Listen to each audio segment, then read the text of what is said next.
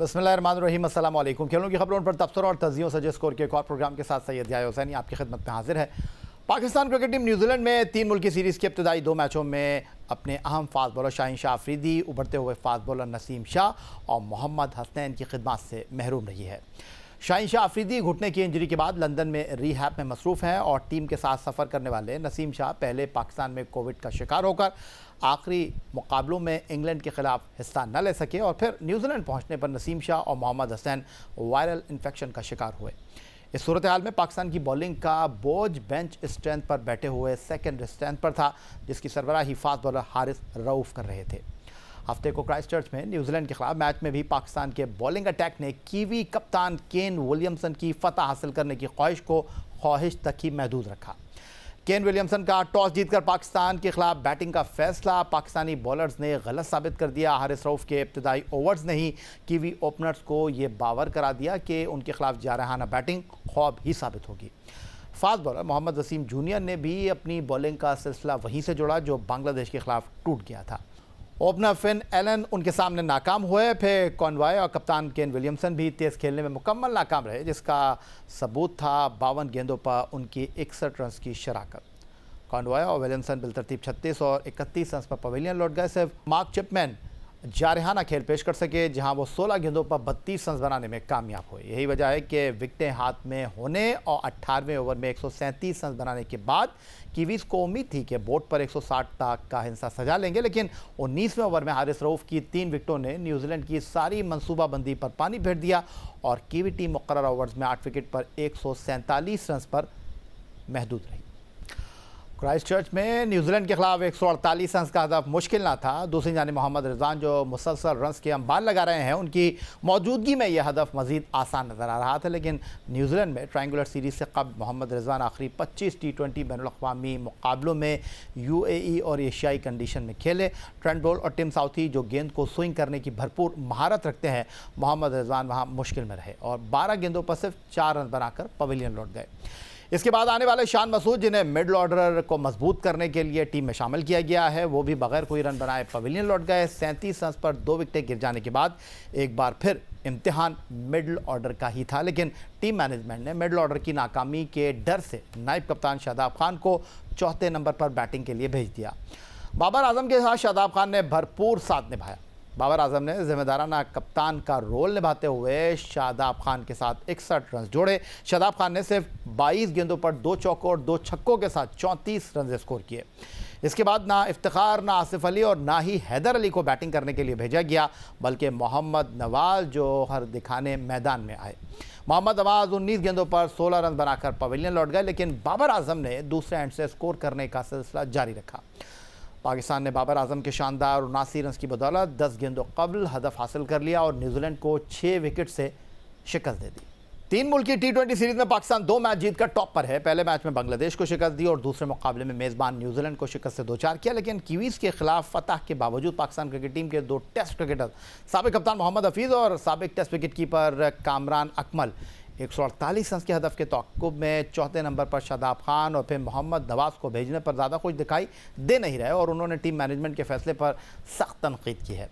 मोहम्मद हफीज़ ने अपनी ट्वीट में लिखा है, शादाब खान को नंबर 4 और मोहम्मद नवाज को नंबर 5 पर भेजना मुख्तसर मुद्दत की कामयाबी हो सकती है। इससे मिडल ऑर्डर बैटर्स पर दबाव और शकूक बढ़ेंगे। हफीज़ ने कहा कि मिडल ऑर्डर बैटर्स फिर वहाँ क्या कर रहे हैं, अगर उन पर एतमाद नहीं तो फिर वो टीम के साथ क्यों हैं। मिडल ऑर्डर एक इशू रहेगा। दूसरी जानिब कामरान अकमल ने कहा कि ऐसा लग रहा है कि आप मिडल ऑर्डर और अपनी बैटिंग लाइनअप को लेकर कंफ्यूजन का शिकार हैं। कम स्कोर था, मिडल ऑर्डर के खिलाड़ियों को भेजना था तो वो रन्स करते और उनमें एतमाद आता। रन्स के ताक़ुब में कुछ दबाव होता है, ये मौका था जब वो इस दबाव से बाहर आते। कामरान अकमल ने यह भी कहा, चलो शादाब को भेजा तो भेजा, सोने पर सुहागा नवाज को भी 5वें नंबर पर भेज दिया। क्या मिडल ऑर्डर को टीम के 11 खिलाड़ी पूरे करने के लिए रखा हुआ है या उन्हें आखिर के सिर्फ 4-5 बॉल्स के लिए रखा है। विकेट कीपर बैटर्स ने कहा कि हम गलतियां किए जा रहे हैं, टीम, कप्तान और मैनेजमेंट कुछ सीख नहीं रही, मिडल ऑर्डर को एतमाद देने की ज़रूरत है। मिडल ऑर्डर की नाकामी तो एक जानिब, लेकिन इस में भी कोई दो राय नहीं कि T20 क्रिकेट में पाकिस्तान की बैटिंग का बोझ ओपनर मोहम्मद रिजवान ने उठाया हुआ है। विकेटकीपर मोहम्मद रिजवान मुसलसल शानदार कारकर्दगी के साथ न सिर्फ आईसीसी टी20 रैंकिंग में पहले नंबर पर कब्जा जमा चुके हैं, बल्कि अपनी शानदार परफॉर्मेंस की बदौलत वो आईसीसी की जानिब से प्लेयर ऑफ द मंथ का अवार्ड भी हासिल करने में कामयाब हो गए हैं। मोहम्मद रिजवान को सितंबर के महीने का ICC player of the month करार दिया गया है। सितंबर में पाकिस्तान ने एशिया कप इंग्लैंड के खिलाफ टी20 सीरीज़ में हिस्सा लिया। मोहम्मद रिजवान ने इस दौरान 10 टी20 मैच खेले, जिसमें मोहम्मद रिजवान ने 69.12 की औसत से 553 रन स्कोर किए, जिसमें उनकी 7 निफ सेंचुरियाँ शामिल हैं और उनका बेहतरीन score 88 not out. Mohammad Rizwan ने ICC player of the month का अवार्ड सैलाब मुतासरीन के नाम कर दिया। अपने बयान में उनका कहना था कि वो ये अवार्ड सैलाब और मौसमियाती तब्दीली के मुतासरीन के नाम करते हैं। उन्हें उम्मीद है कि ये उनके चेहरे पर मुस्कुराहट लाएगा। मोहम्मद रिजवान ने बांग्लादेश के खिलाफ 78 रन की नाकाबिल शिकस्त इनिंग खेली थी और मैच के बेहतरीन खिलाड़ी का अवार्ड अपने नाम किया था। मैच के बाद मीडिया से गुफ्तगू करते हुए मोहम्मद रिजवान का कहना था कि वो नंबर 1 पोजीशन पर रहने का नहीं सोचते। टीम को जिस तरह खेल की ज़रूरत होती है वो इसी तरह खेलने की कोशिश करते हैं। नंबर 1 के लिए सोचा नहीं है, जो डिमांड है पाकिस्तान की उसको पूरा करने की कोशिश कर रहा हूँ। Number 1 man of the match मेरे ख्याल से कुछ चीज़ें ऐसी है कि आपको सही न कहीं पे नेगेटिव में ले जाती है, मगर हमने कभी चीज़ के लिए सोचा नहीं है। मिलती है अल्लाह की तरफ से चीज़ें मिल रही है। जो मैं कोशिश चाहता हूँ कि पाकिस्तान की क्या डिमांड हो उस टाइम के लिहाज से। हाँ, सम टाइम ये भी होता है कि ऐसे पिचेस आपको मिलते हैं कि आपको बिल्कुल 60 बॉलों पर 40 करना पड़ता है, मगर पाकिस्तान की डिमांड है। अगर सब ने देखा हो, अगर लास्ट की सीरीज़ अगर बांग्लादेश की देखी जाए वर्ल्ड कप के बाद, तो उसमें ये डिमांड थी क्योंकि वहाँ पर 125 भी बनाना मुश्किल था। अगर आप दुबई चले जाएं तो वहाँ भी 145 बनाना मुश्किल है। तो इन चीज़ों को देखते हुए जो पाकिस्तान की डिमांड है उसको पूरा करने की कोशिश कर रहा हूँ। पाकिस्तान के स्ट्राइक रेट और मिडल ऑर्डर के मसाइल तो अपनी जगह, लेकिन दूसरी जानिब बॉलर्स और ख़ासकर हारिस रऊफ़ की शानदार कारकर्दगी पाकिस्तान के लिए इत्मीनान का सबब है। लाहौर कलंदर की दरियाफ्त हारिस रऊफ़ दिन ब दिन ख़ुद को बेहतर से बेहतरीन की तरफ लेकर जा रहे हैं। 24 जनवरी 2020 को बांग्लादेश के खिलाफ बैनुल-अक़वामी टी20 डेब्यू करने वाले हारिस रऊफ़ ने 49 मैचों में 62 विकेटें हासिल कर रखी हैं और उनके डेब्यू से अब तक कोई भी फास्ट बॉलर टी20 इंटरनेशनल में इस कदर कामयाब साबित नहीं हुआ। उनकी असल कामयाबी मैच के मुश्किल तरीन मराहिल यानी डेथ ओवर्स में रही है, जहां उन्होंने 43 इनिंग में 38 विकेटें हासिल की हैं। गुज़िश्ता साल टी20 वर्ल्ड कप में हारिस रऊफ़ ने 6 मुकाबलों में सिर्फ 7.3 के इकॉनमी से रन्स दिए और 8 विकेटें हासिल की, जिसमें न्यूजीलैंड के खिलाफ उनकी 22 रन्स के एवज 4 विकेट की फतहगर परफॉर्मेंस रही। उनकी परफॉर्मेंस की बदौलत पाकिस्तान टी20 वर्ल्ड कप सेमीफाइनल तक पहुंचा। इंग्लैंड के खिलाफ टी20 होम सीरीज़ में वो 8 विकेट लेने में कामयाब रहे और उनकी डेथ ओवर में बॉलिंग इंग्लिश बैट्समैनों को परेशान करती रही। अब 3 मुल्की टी20 सीरीज़ में भी न्यूजीलैंड के खिलाफ उनकी 19वें ओवर में बॉलिंग ने उन्हें टी20 क्रिकेट का बेहतरीन बॉलर साबित किया है। फास्ट बॉलर हारिस रऊफ़ का कहना है कि न्यूजीलैंड के खिलाफ मैच में मंसूबे के मुताबिक बॉलिंग की, जिससे टीम को कामयाबी मिली। उन्होंने कहा कि कप्तान बाबर आजम उन पर एतमाद करते हैं, जिस पर वो पूरा उतरने की भरपूर कोशिश कर रहे हैं। आप सबसे पहले तो अल्लाह ताला का शुक्र अदा करते हैं कि यार मैच जीते और ज़ाहिर बात है जीत इंपॉर्टेंट होती है। आप कहीं भी किसी भी सिचुएशन में खेल रहे हो क्रिकेट, और अल्हम्दुलिल्लाह जिस तरह एज अ बॉलर जिस तरह हम लोगों ने बॉलिंग की, कोशिश ये थी जो प्लान थे हमारे और उसी पे हम स्ट्रिक रहे हैं और अल्हम्दुलिल्लाह उसमें जो हमने विकेट्स ली या रन्स को हमने जो सा उनको रन्स करने नहीं दिए, तो अल्हम्दुलिल्लाह उसमें ज़ाहिर बात है जब लो स्कोरिंग मैच था और बैट्समैनों के लिए इजी हो चुका था मैच। अल्हम्दुलिल्लाह अपनी कोशिश यही होती है कि मैच के अंदर अपनी इनपुट डालूं और जो मेरा रोल है, जाहिर बात है आप एक अभी जिस तरह मैं क्रिकेट खेल रहा हूँ एज अ टीम को एज अ सीनियर बॉलर खेल रहा हूँ, तो कोशिश यही होती है कि खुद पे जो सा है बर्डन लूँ और अपनी बेस्ट बॉलिंग करूँ ताकि जो दूसरे साथ बॉलर हैं तो उनको ईजी हो। और अल्हम्दुलिल्लाह जिस तरह कैप्टन को कॉन्फिडेंस है मेरे ऊपर और जिस तरह वो बिलीव करते हैं और वो जब उनको मेरी ज़रूरत होती है एज अ टीम तो मैं आता हूँ और अल्हम्दुलिल्लाह अपना बेस्ट देने की कोशिश करता हूँ। एक तरफ पाकिस्तान क्रिकेट टीम न्यूजीलैंड में ट्राई सीरीज़ खेलने में मसरूफ़ है और वहीं न्यूजीलैंड क्रिकेट टीम के दौरे पाकिस्तान का शेड्यूल भी जारी कर दिया गया है। कीवी टीम 2 टेस्ट 8 एक रोज़ा मैच और 5 टी20 बैनुल-अक़वामी मैच खेलने के लिए 2 मुख्तलिफ मराहिल में पाकिस्तान का दौरा करेगी। दिसंबर से 15 जनवरी तक जारी रहने वाले पहले मरहले में दोनों टीमें 2 टेस्ट और 3 एक रोज़ा मैचों पर मुश्तमिल सीरीज़ में एक दूसरे के मद्दे मुकाबिल होंगी। दोनों test matches ICC world test championship का हिस्सा हैं। इस दौरान खेले जाने वाले 3 वनडे इंटरनेशनल मुकाबले ICC world cup super league का हिस्सा होंगे। सीरीज़ का पहला टेस्ट मैच 27 से 31 दिसंबर तक कराची के नेशनल स्टेडियम में खेला जाएगा, जबकि दूसरा टेस्ट मैच 4 से 8 जनवरी तक मुल्तान क्रिकेट स्टेडियम में मुनक्किद होगा। इस दौरे में शामिल 3 एक रोज़ा बैनुल-अक़वामी मुकाबलों की मेज़बानी कराची करेगा, जो 11, 13 और 15 जनवरी को नेशनल स्टेडियम कराची में होंगे। मेहमान टीम दूसरे मरहले में 13 अप्रैल से 7 मई तक पाकिस्तान में 10 वाइट बॉल मैचेस खेलेगी। इस दौरान दोनों टीमें 5 वनडे और 5 T20 इंटरनेशनल मैचेस में मद्दे मुकाबला आएंगी। इस मरहले में शामिल इब्तदाई 4 T20 मुकाबले 13, 15, 16 और 19 अप्रैल को नेशनल स्टेडियम कराची में होंगे, जबकि 5वां T20 और इब्तदाई 2 वनडे इंटरनेशनल बिल तरतीब 23, 26 और 28 अप्रैल को कदाफी स्टेडियम लाहौर में खेले जाएंगे। दौरे में शामिल आखिरी 3 वनडे इंटरनेशनल 1, 4 और 7 मई को पिंडी क्रिकेट स्टेडियम रावलपिंडी में मुनक्किद होंगे। ICC वर्ल्ड कप 22 अक्टूबर से ऑस्ट्रेलिया में शुरू होने जा रहा है, जहां इफ्तिताही मैच ऑस्ट्रेलिया और न्यूजीलैंड की क्रिकेट टीमों के दरमियान खेला जाएगा। मेगा इवेंट की भरपूर तैयारी के लिए टीमें T20 सीरीज़ खेलने में मसरूफ हैं। इंग्लिश क्रिकेट टीम पाकिस्तान के खिलाफ T20 सीरीज़ खेलने के बाद वर्ल्ड कप मेज़बान ऑस्ट्रेलिया से T20 सीरीज़ खेल रही है और इस सीरीज़ में उनको अपने कप्तान जॉस बटलर की खिदमत हासिल हो गई हैं। जॉस बटलर तकरीबन 2 माह बाद क्रिकेट के मैदानों में वापस आए हैं। विकेट कीपर बैट्समैन पिंडली की इंजरी का शिकार थे। जॉस बटलर ने एहतियाती तौर पर पाकिस्तान के खिलाफ 7 T20 मैचों की सीरीज़ में हिस्सा नहीं लिया था और वहां मोइन अली ने क़यादत के फ़राइज़ अंजाम दिए थे। अब तकरीबन 2 माह बाद ऑस्ट्रेलिया के खिलाफ उन्होंने शानदार कमबैक किया है। पर्थ के ऑप्टस स्टेडियम में होने वाले पहले T20 मुकाबले में ऑस्ट्रेलिया के खिलाफ दाएं हाथ के बैटर जॉस बटलर ने 32 गेंदों पर 8 चौकों और 4 छक्कों की मदद से 68 रन स्कोर किए। ICC वर्ल्ड T20 हर गुजरते दिन के साथ करीब से करीब तर आता जा रहा है और पाकिस्तान टीम न्यूजीलैंड में ट्राई सीरीज़ खेलने में मसरूफ़ है। मज़ीद गुफ्तगू एक ब्रेक के बाद।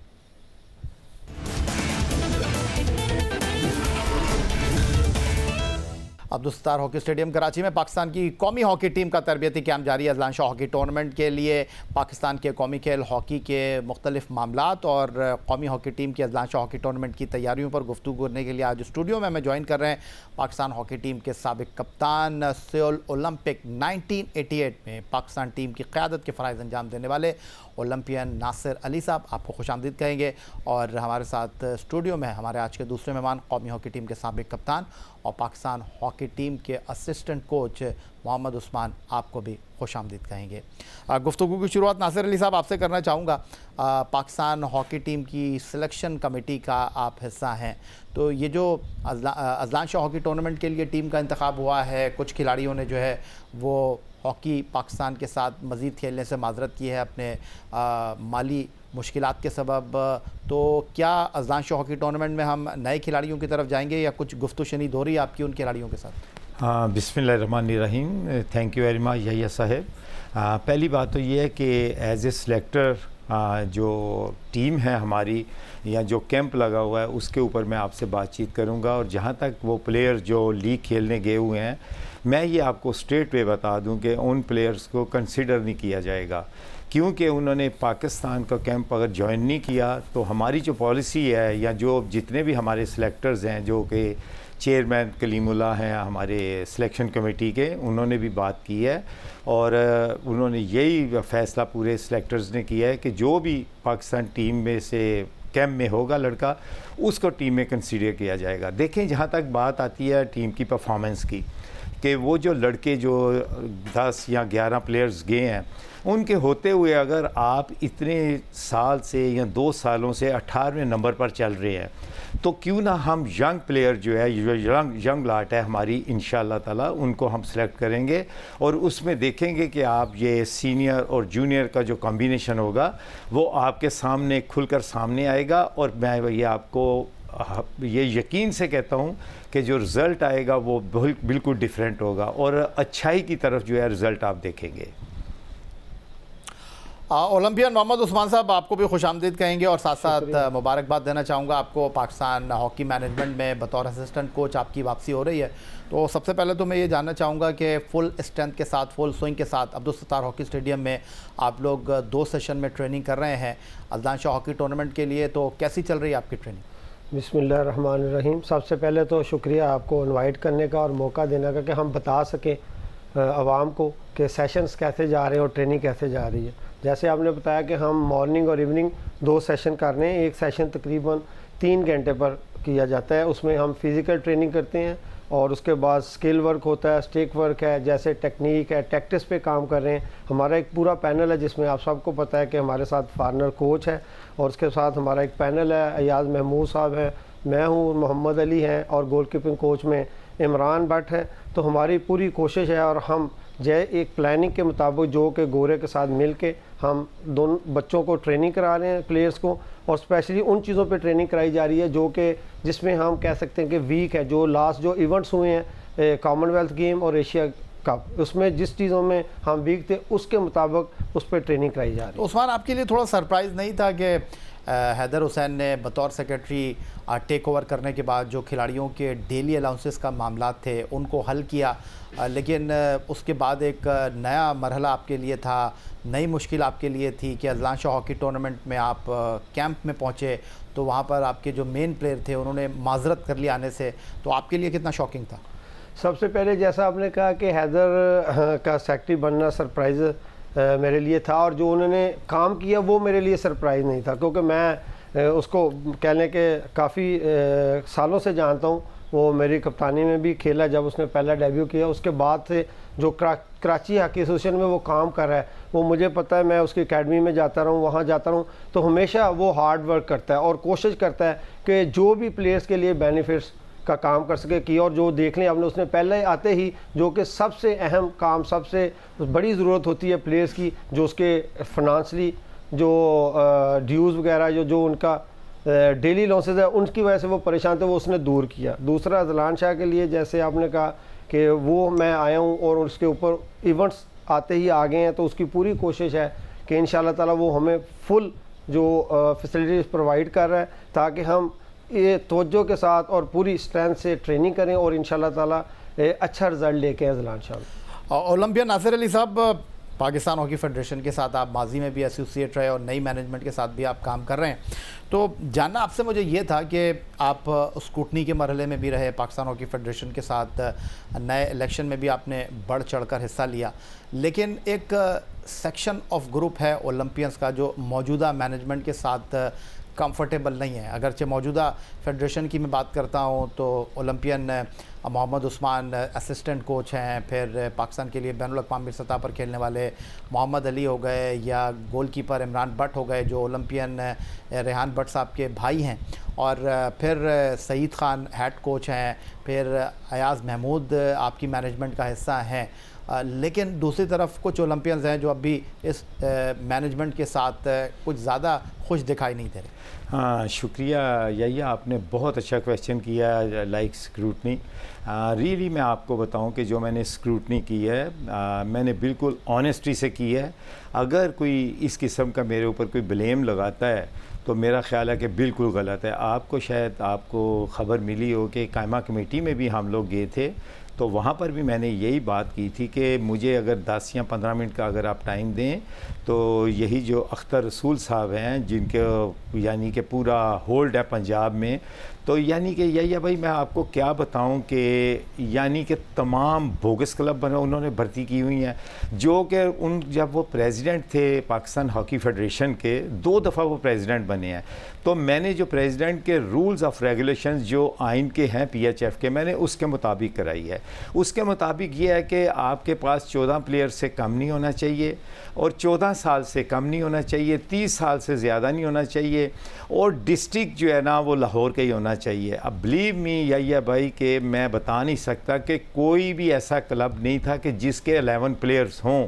अगर 11 प्लेयर भी उन्होंने इकट्ठे किए हुए हैं तो वो भी एक किस्म का यानी कि पेंडिंग में मैंने किया है। उसकी वजह यह है कि आप जो PHF का रूल है उसमें 14 प्लेयर्स रखे हुए हैं और इंक्लूडिंग 1 गोलकीपर जो है वो उसका बहुत ज़रूरी है, यानी कि फुल किट में होना चाहिए। बहुत शुक्रिया हमें ज्वाइन करने के लिए पाकिस्तान हॉकी टीम के कोच ओलंपियन उस्मान साहब, और पाकिस्तान की कौमी हॉकी की जो सिलेक्शन कमेटी है उसके रुकन ओलंपियन नासिर अली साहब आज हमारे साथ मौजूद थे। पाकिस्तान के कौमी खेल हॉकी के हवाले से हमने गुफ्तगू की। यही आज का हमारा प्रोग्राम था। ट्विटर पर आप मुझे फॉलो कर सकते हैं, आप हमें ईमेल कर सकते हैं score@geo.tv पर अपनी राय से आगाह कर सकते हैं। इस दुआ इस उम्मीद इस तवक्को के साथ कि पाकिस्तान में खेल और खिलाड़ी तरक्की करते रहें। सैयद याहिया हुसैनी को स्कोर की पूरी टीम के साथ अगले प्रोग्राम तक के लिए इजाज़त दीजिए। अल्लाह हाफ़िज़।